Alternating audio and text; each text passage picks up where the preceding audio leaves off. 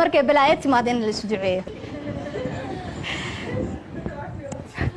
markii biilku yaraado oo balaayad dhacdo beelada gabadha ilaahu irsaha qadar rabbiyo adaa baxsha sooma laakiin waxa la idinka rabaa seeninkaga yani power see ku yeelanaya awood see ku yeelanaya haddaad u duceyn markasta maqashii markuu baxay adoo shaatiga u xiraya shaatiyaasha ma xirnaa horta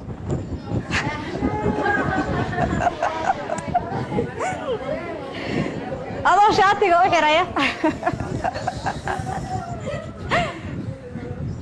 adoo shaatiga u xiraya maqashii ninkaaga maxaa ku dhahaysaa ilaahay ii kaa soo nabad celiyo ilaahay waxaan talaabo kasta aad qaadaysid ilaahay ka dhiga talaabo khayr badan soo noqo adoo nabada you see shaqada Allah kuu fududeeyo waa runteed waa u duceysa shaqada Allah kuu fududeeyo you see because of waa maqashinaysa xaalada waliba asaga waa maqashinaysa waxa leedahay ilaahu ninkayga ii xifdi rabbi raxmaan waa ogtaasa u jeclahay kama maarme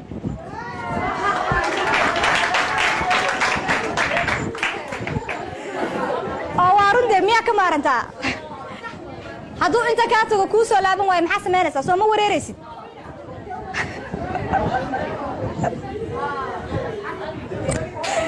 waa oynaysaa soo maaha u sheeg ninkaaga yani tus waxaa tustaa inaad sugaysid inuu yimaado soo nabad qaba waxaa tustaa inaad ku faraxsan tahay imaanshihiisa labaad uu soo laabto maqashii dhegtiisa markay maqashiiso uu bannaanka usii baxay wax kasta hadday ku dhacay wuxuu isleeyahay xaaskaagaa kuu soo duceysa waxba kuguma dhacayaan حتى مالك شقة دعاء كهلماتي وكسو حسوسين دونا هذا قبلها حاسس كلا تجابية مالك يعني مرة بهذا أدعي سنين كذا أصوك مقلايا شقة أصوك كجرا مركب يحسك نقدان أقولي ما حليه والله ما أنت صاي ولا يعني حسوس حتى أوه سوري ما تدعي عن كاهل ماما وحقوق دعاء عن كاهل ماما أصلا مركز صدوني وحجرد ليه وانا جراني رجع سومالي وحبي جرتان الحمد لله muxuu ku leeyahay sidoo kale qaal aniga intaan soo laabanayo ilaahay ka amaansado already waxa ku kala tagteen laba qof oo isku qalbi foow isuna duceeyay ducadiina marka laba qof oo isqabto kasta marka isu duceeyaan waxay ziyaadaysaa jacaylka iyo maxabada ka dhaxaysa ee hoos uma dhigto ducada mar walba waa powerful waxbay ziyaadaysaa waxba ma naaqaso Allah subhanahu wa ta'ala xadiis wuxuu ku leeyahay xadiisul qudsi ah wuxuu ku leeyahay inna rabbakum tabarakallahu wa ta'ala yastahi min 'abdihi idha rafa'a yadayhi ilayhi an yuradduhuma safran الله سبحانه وتعالى وحشودا مركو أدونكيس جمعها كر أتاجو أو وحكي بريو وحو إلهي كحشودا إن أدونكيس أسوق جمع مرن وصلابته. that means دعاء نيكا أدعي سوى دعاء مقبول ولا جا أقبلايه. أدعي كلي جا مركاتا صلاة مركاتو كتي أدعي. أصومكو أجن أدعي. واحد أركز أقول يا جو بركوبي ما نتقان سوق بركوبي. وحكو بركوبي دعاء نيكا جا مرور بلا قرب تاجته. كنت وبر أسجل اللي سدعي صلاة كستمركو كبح وجماعة كنت كذا. waxaad noqonaysaa markaas family bulaalay laakiin hadaan bal is xasuusanba oo waxa weeyaan kabta ordaysa iyo karinta ordaysa la soo hor yimaado that is not the life secondly mida kale aan la wadaagay waxay tahay naftaada taas nimanka u sameynaysa Soomaa hadaba naftaada adiga maxaa u sameeyso ma isu qurxisa ninkaaga sida uu jecel yahay ma isu qurxisa waliba gabdhaha Soomaaliyeed alxamdulillah maanta waxa weeyaan kulligan af Soomaaliya fahmayna waxay darnaa lahayd يعني dadka ajnabi inta ugu jiraan inaan luqad international dadka dhan wadaagay inaan idin kula gudbinaa way waxa la ogaan lahaa daciifkana yarka baa la ogaan lahaa laakiin hadda isku sir qarsanayna Soomaalideena baanaha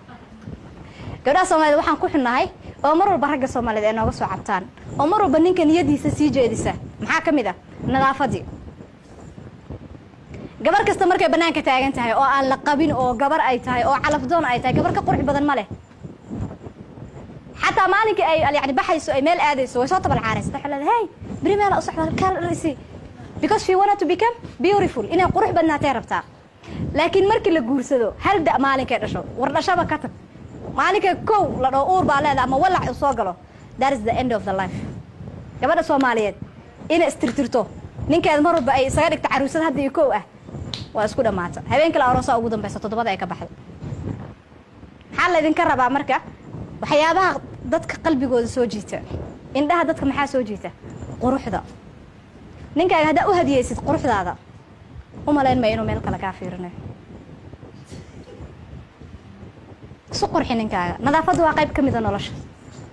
an-nadaafatu nisfu al-iimaan nadaafadu maxay kamid tahay iimaanka barkiisa lagu dhahay fiiri nadaafadda marka iimaanka barkiisa ka mid noqoto guurkaagi wuxuu kaamilay diintaadii maxaa u guursatay marka haddaad isku qurxineen asaga waxaa isqurxinaa oo keliya maalmihii xaflada ay jiraan aroos baa jira asoo halkaas fadhiya intaa la soo martid bahala barbarkaas wuxuu ku leeyahay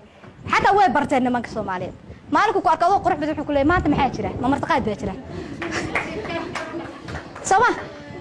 wallahi alcadiim way ku weydiinayaan maanta maxaa jira ku leeyahay ma dad baa noo soo socda that means asaga priority maada siinba isku maada qurxin priority waxa siisay ummadii kale banaanka hadaba yaa way qofka alla nooshahay adiga ma se ogtahay inay jiraan gabdho badan ama dumar badan oo jaanis u waayay inay guursadaan ama ilaahay ma ugu talagelin ama shaqo iyo waqti bay kulmisay waqtigeedii ama wax family problem baa jirta ma guursan karto ama way xanuunsan tahay maba ilaahay ba u qadarin adiga markuu ilaahay gift ku siiyay inaad guursatid oo ilaahay ku qoray inaad guursatid oo calafkaagi uu ku imaaday maxaa ku diiday calafkaaga qalbigiisa inaad degtid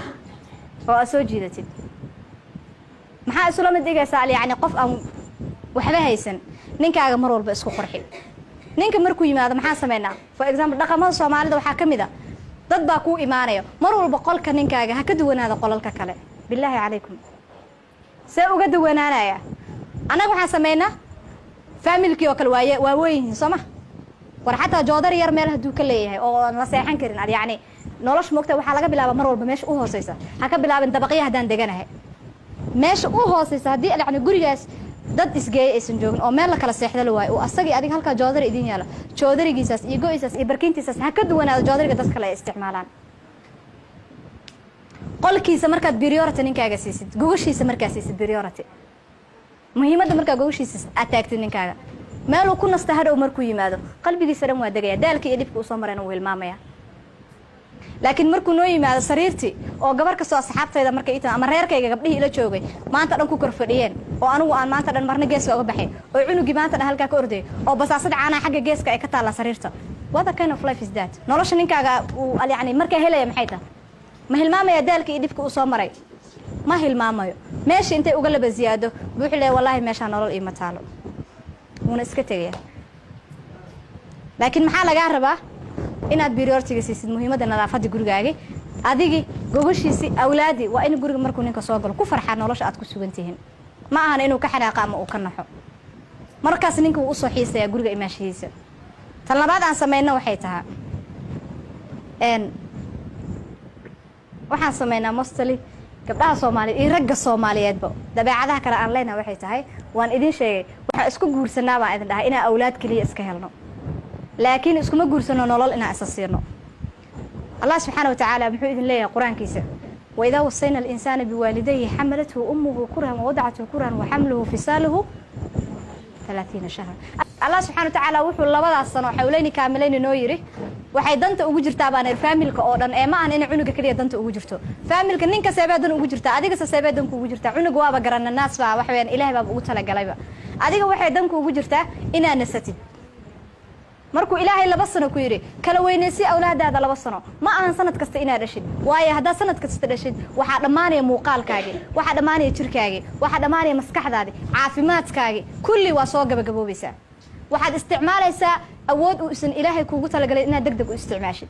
dumarka qaar baa waxay ku leeyihiin haduu ilaahay awlaadana siiyo maxay uga hadlaysaa awlaadda ilaahay waa baxshaa alxamdulillah intuu siiya Allah u barakeeyo laakiin maxaa meesha taala awlaadan sanad kasta aad dhalaysid adiga dan ma ku taha aabadashid maxay sanad kasta hal sano gudahood markaan dhalo hal sano gudahood markaan dhalo I mean 5 sano gudahood markaan dhalo 5 cunug isku xigta oo aan neefsasho lahayn oo sanad kasta ninkaaga goorma time u helaysaa goormuusa time ku helaya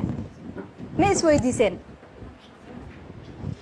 sanad uur baa leedahay sanadna walac baa tahay sanadna umul baa tahay dhowrka bilood u dhaxaysana period baa habeen kasta kugu dhaca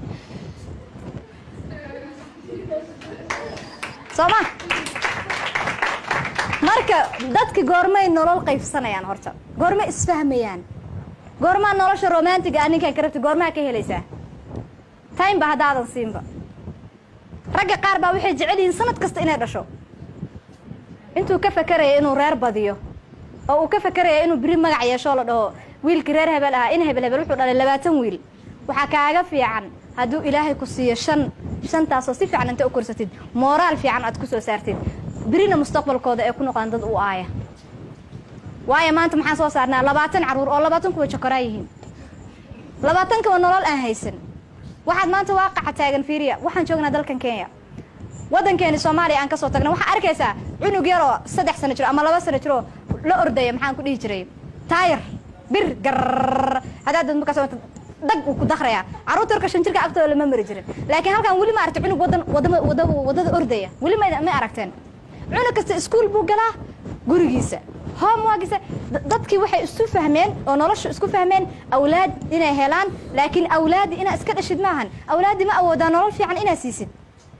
ninkii markuu guriga soo gal uu arka buuqan iyo maalin kasta baambar baa dhamaaday caanihi baa dhamaaday cunug hebel baa qufac ku soo booday bari xagee ka aadaya gabar kasta ayada 7 dhashay waxa arkaysa dhiig la'aan inta ku dhacday ku haysa ninkii baa naagayga daba guursaday uma maleereensa inuu noqonayo maxaa ka ku kalifay inuu saa ku noqdo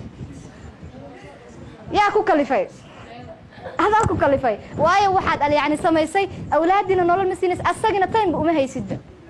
wuu ardaya qolka kugu dhagan xataa meel fog ma aadayo guriga kugu dhagan gabadha yartoo joogto qolka kaligeed u xiran yahay buuq la'aanta ah baa lagaaga aadaya laakiin gabadhi buuqa badnayd oo 5 sano ah u dhalayso sanad kasta la dhaayna cunuga 2 bilood markuu gaaro ka sharay naaska maxaa maanta lagu rabaa marka buuqa ugu batay maxaas adiga isu rabay weeyda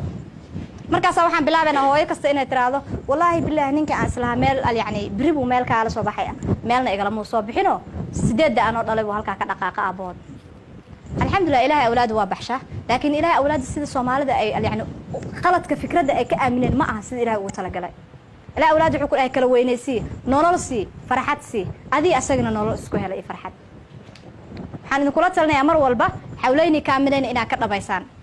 dumarka qaar baa waxay ku leeyihiin oo anigu naaskayga caano ma lahayn 40 ku iiga go'a say cunuga xawlayni kaamileen inuu jaa 2 sano kaamila adee kugu xiran tahay hadaa tahay hooyo mar walba jirkeeda iyo cuntadeeda ka fakaraysa tahay cunaysa cunno quality leh wuu helaya cunugaaga markaas caano ku filan hadaa tahay hooyo cunugeeda mar walba u nuujisa naaska sidoo ilaahay ugu talagalay maalinka waxa lagu talagalay 15 times 15 jeer cunugeena inaan nuujino laakiin maxaa sameeynaa marka u horeysa aan nuujino oo uu ooyo daasada farmasiga waxa uga soo qabanaa daasad caano ah see naaskaaga marka caano ku yeelanaya seebuusa adiga yani jirkaaga hormoonkaaga see uur isaga difaaci kartaa ma iska difaaci kartid waxaan noqonaysaa cunugina naaska caanaha inaad siisid basaasada caano ay siisid bil adoon dhalnayna uur lagu soo sheego noloshaada ka fikir si aad u soo saartid ilmo quality leh ninkaagana aad tahay ugu heshid mar walba